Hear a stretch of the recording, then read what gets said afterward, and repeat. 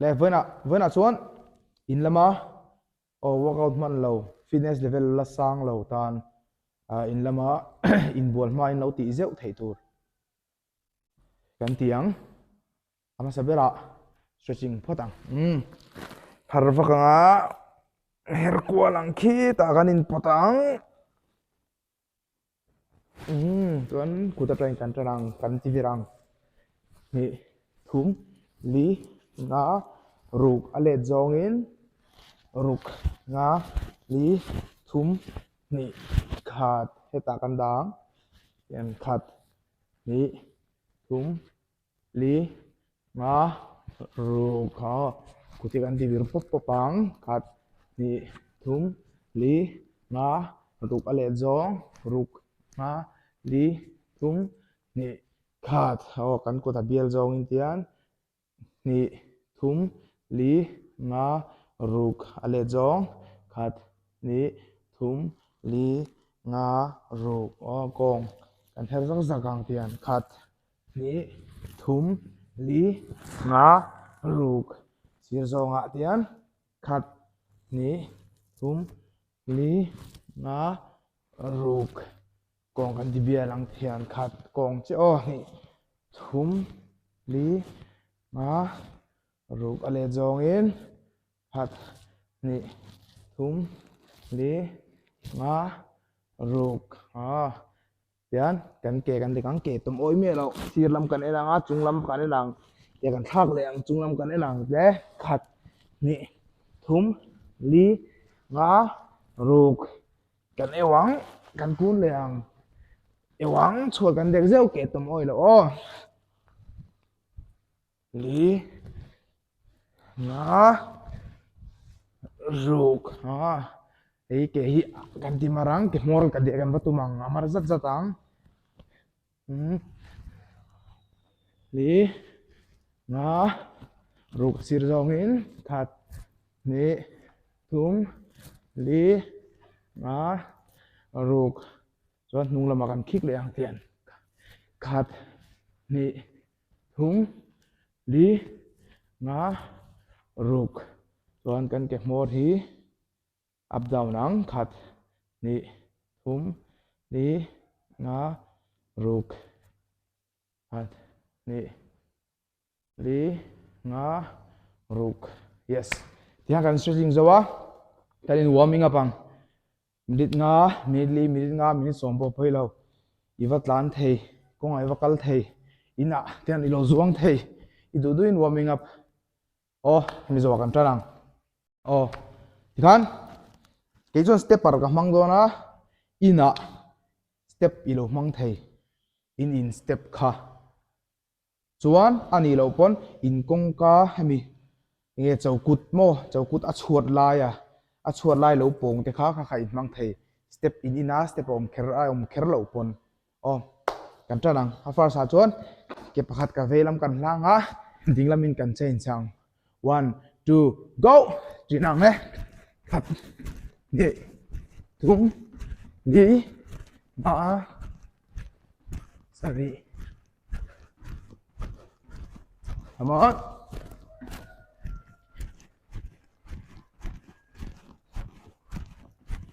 với som thị kan tiang riat som pakua som ni avoi ni le pa ni le na chuan in ke dinglam lelam in hoi nga in ke dinglam in ke dinglam in hlanga chuan in zuanga ke velam nang le kan chok le tian chan ho thum li nga ruk sari voi som hi thau riat kwa som nom pakhat som pali som panga som paruk som pasari som pakua som hi kan che de halang kan squat da yang kan squat ang 1 2 go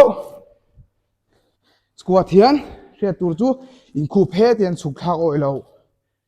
in mong atangin rina kalang kong marzatang mong tarin hi voi som pani kan tiang go riat khua som som pakhat som pahnih pakhat le chuan hei kan tlan ang two step khai tlan thla leang tlan ang let's go anga hian eu zat anga zong so leang tlan leang come on go tlan leang sport leang tlan le come on i hạ lộ chuan ai rang ni thei sport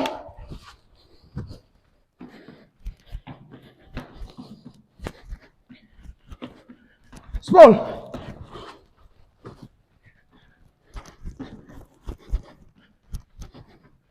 sport yes kan change deang kan burpee sang a half in 1 2 go zuang ha ta hian ke hi rual sak sakin khotreng khi da boi zong mon try ang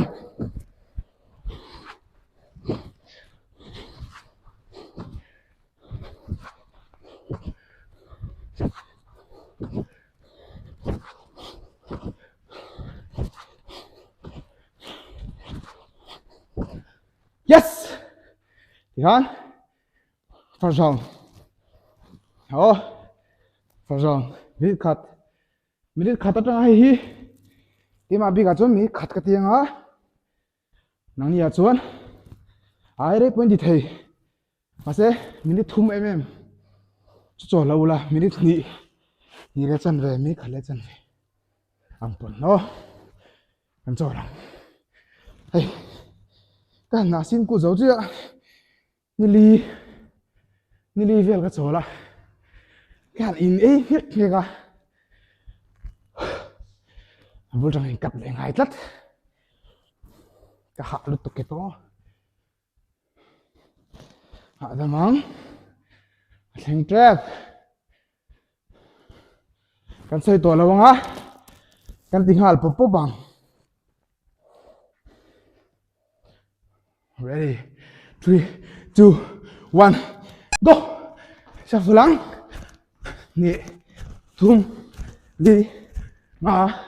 ruk sari riat khua som pakhat som pahnih som pathum som ngã ruk som pasari som pariat som pakua som ni chei chha lang phat ni thum đi ngã ruk sari riat khua som pakhat som pahnih som pathum som pali som paruk som pasari som pariat som pakua som ni squat nga lang tian ni thum li nga ruk som pahnih chia sari riat khua som pakhat som pahnih chei nga lang Tanang. Let's go. Slow. Tanang. Let's go. Slow.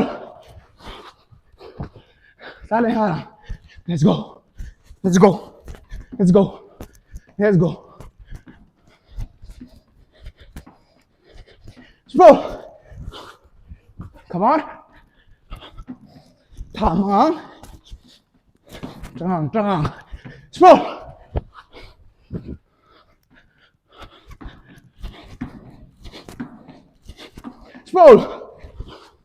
Left. 1 2 3 burpee sang lại. Vừa xòm chưa?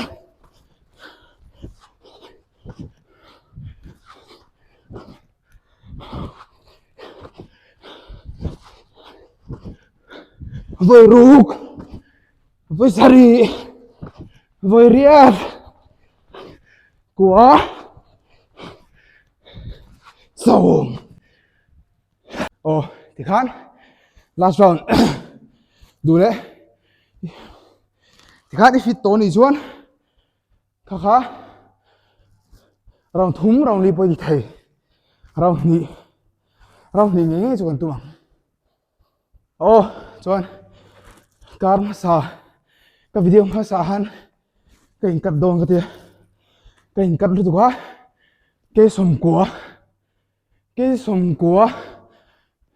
ปัทุมอัตรินรุกงาก็อิงกัดก็มีวิดีโอเสียมนี่จังคันจวนกัดละดูกะมาเสเท้ามีเหล่านี้จวนexercise หันลากเหล่ากันลงไอ้ตัวที่เลยทำบอกสิจวนเฮ้ย